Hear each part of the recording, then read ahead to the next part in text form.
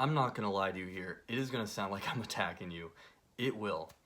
But if you do not apply and understand these components that I'm talking about that heavily affect your gym progress, you will make such little progress in the gym that you will quit and feel like a loser. You will.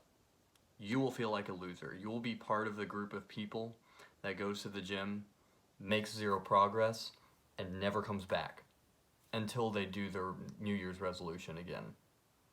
I don't want you to be part of that group. I really don't. I really don't. I'm making this video because I was part of that loser group. I was part of that group that made no progress. The difference is I kept going. I kept going for years. I'm 2.5, almost 3 years into lifting now. And the first year of lifting, I almost made no progress. I at least made some progress on my lifts as far as weight goes, but I gained no mass. I got no bigger, and I was skinny fat, which nobody wants. Nobody wants. So I really, really want you to avoid that. So without further ado, here are the top 9 factors that affect gym progress and muscle gain. Number 1 is ego. Ego lifting happens throughout somebody's entire lifting career. The ones that have the humility to actually look at their form and go, hey, maybe I should lift differently, are the ones that are going to be the most successful throughout their lifting careers. So, what is ego lifting? It's when you use bad form, usually too much weight, and or other dangerous or unnecessary things to look stronger or better than you actually are. And we usually do this type of thing to make ourselves feel better or to look better to others. And it's just stupid. It really is. And it's extremely dangerous. Over time, it'll lead to injuries like sprains, muscle tears, it'll tear down your cartilage, and it'll tear down your ligaments. So, big deal. Very big deal. So being able to look at your form and the way you overall lift with humility and say, hey, I'm going to use lighter weight and focus on mind-muscle connection will make you a smarter lifter and just stronger, bigger, better, just more awesome in my eyes. Mwah. Number 2, lack of understanding and knowledge. I see this, oh my God, all the time, where somebody will want to, lose weight, weightlift, whatever the case is, and they take zero time to actually do research into how to do it safely and properly.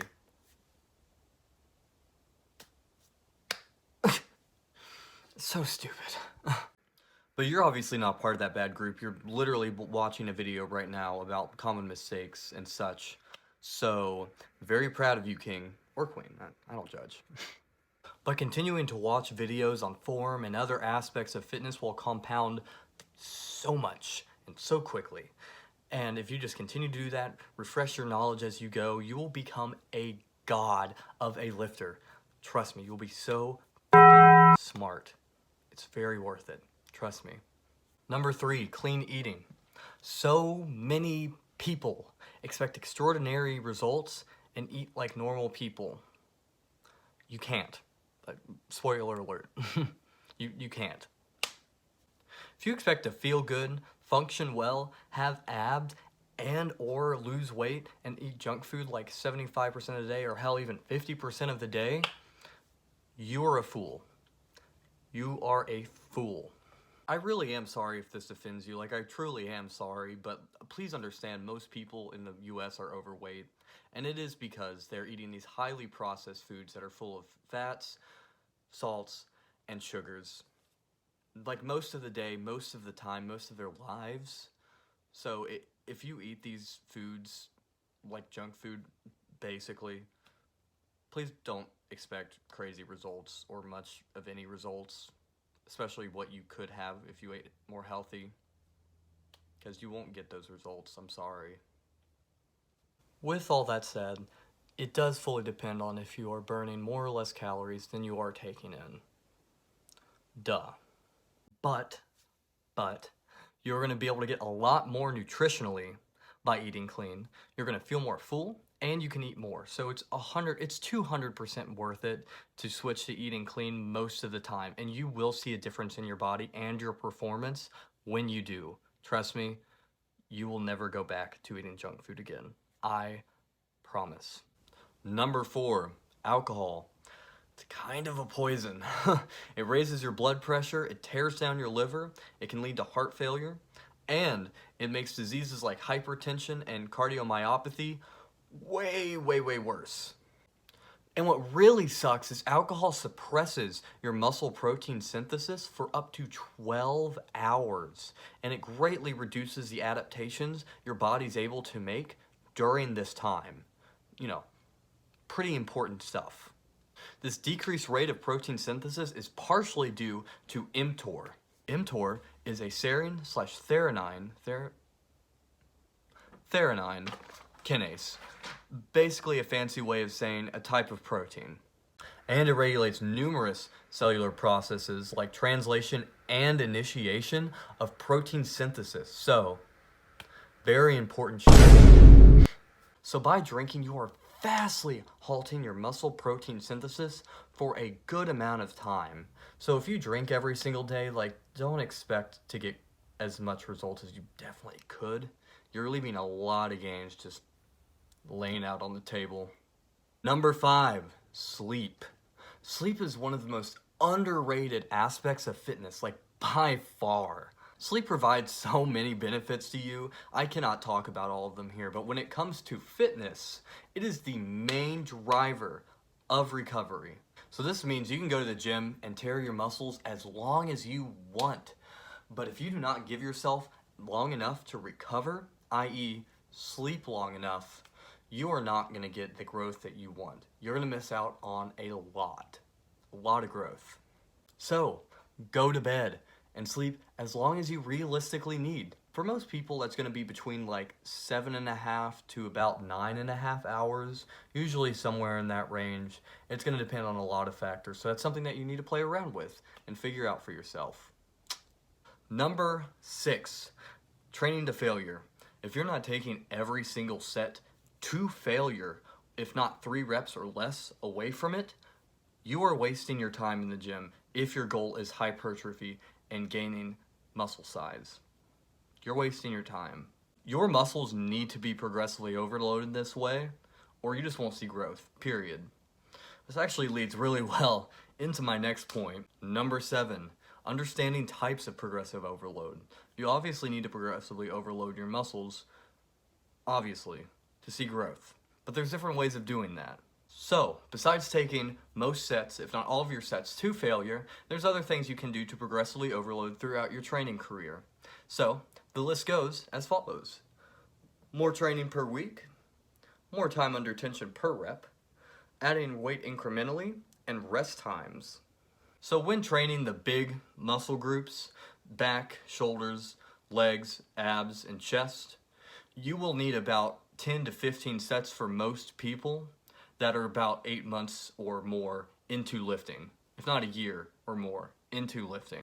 But for smaller muscle groups, like for example the biceps, you don't need as many sets per week, probably closer about 6 to 10 sets per week, just because you are going to be hitting the biceps pretty hard when you do hit back, as an example. So, a great way this tool can be applied to your training is, for example, with the biceps, going from 3 sets twice a week to maybe 4 sets twice a week to even 5 sets twice a week for your biceps. And if you can do this, I would highly recommend trying it out. As long as it doesn't cut into your recovery or your overall volume throughout the week, it is a great tool. So, more time under tension. This is usually done with a slowed eccentric phase or lowering phase. This can also be done with an isometric hold, usually done at the bottom of a movement. So adding a hold or a slowed eccentric phase will help you immensely, because I see a lot of people doing very fast speed reps, which isn't inherently bad as long as it's done with proper form and not too fast. But if you want to make a movement more difficult and also have a better felt movement, I highly recommend playing around with this. So, as long as each rep lasts between 1 and 8 seconds, you are in a perfect spot for hypertrophy and muscle gain. Just keep it within that range, play around with it, see what works for you, and you will be golden. More weight. Adding more weight to your lifts over time is an essential and fundamental part of making gym progress.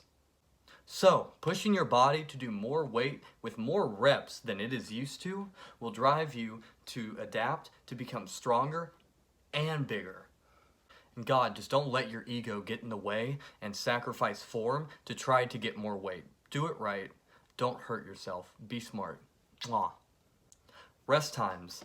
Unless you are doing a burnout at the end of your workout, there is no reason that you need to rest under a minute because it'll sacrifice your overall volume. It will. In fact, you can rest up to even 5 minutes on some of these harder sets. It is okay. I promise. Again, as long as it doesn't affect your overall volume, actually lowering the amount of time that you take to rest is a great way to make your workouts more intense, take less time, and is a great and unique way of applying progressive overload. Number 8, intensity curves of different exercises. Not all exercises are built the same, and I would say the majority of them are not equally intense throughout the entire range of motion. So, let's use lateral raises as an example here. So, if you do a normal lateral raise, it's going to be pretty easy at the bottom end of the range of motion and a lot more difficult near the top. But, if you do a cable variation as an example, the intensity is going to be a lot more consistent throughout the entirety of the range of motion. It may be a little bit more difficult near the top, but it's going to be a lot more consistent than a dumbbell variation. That means a lot of exercises wind up having an intensity curve that either looks like a bell curve, like this, or a hill shape, if you will, that goes down like this, or up like this. So, that actually really well leads into my next point, crazy enough. To be honest with you, I almost didn't add this 9th point, but I want to give you as much value as I possibly can in this video and the most information that I possibly can.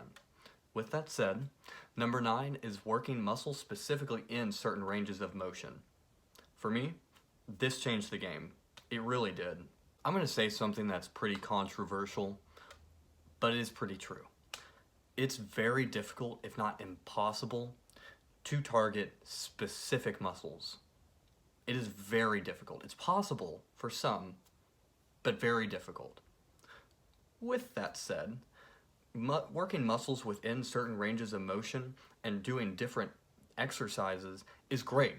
It really just adds a lot to your workouts and adds a lot to your body and hits a lot of muscle fibers that you didn't realize you weren't hitting. So a good example of this is for legs, or quads specifically. If you only do leg extensions and leg presses, as an example, you're going to be working your quads in a very similar range of motion, and you're going to be hitting very similar muscle fibers. But if you do deeper squats, either on a bar, or doing stuff like goblin squats, just very deep squats, you'll be able to hit muscle fibers that you were not hitting previously. Or target them better, I should say, because you most likely were hitting them to a degree. So, a good tip for this is actually to have an elevated heel when you do squats to get to those lower ranges of motion. Again, you can do that with a bar, you can do that with a dumbbell, whatever the case is, as long as you're getting to failure, not letting ego get in the way, all those other points that you already know. But this will help you get a more complete look in your quad and just full muscle development in your quad. It's honestly sad to me that this stuff is not talked about more within the fitness industry. Like, these are things that should be talked about a lot more, and just for various different reasons, people just don't talk about them. It's sad. It really is. And I'm just glad that you're now equipped with this knowledge so you can go out and teach other people and just become a stronger, better lifter. If you feel as if some of this needs more details, please leave it in the comments and I'll make a separate video on it. I would love to. Love to teach you more. Be 1% better every single day.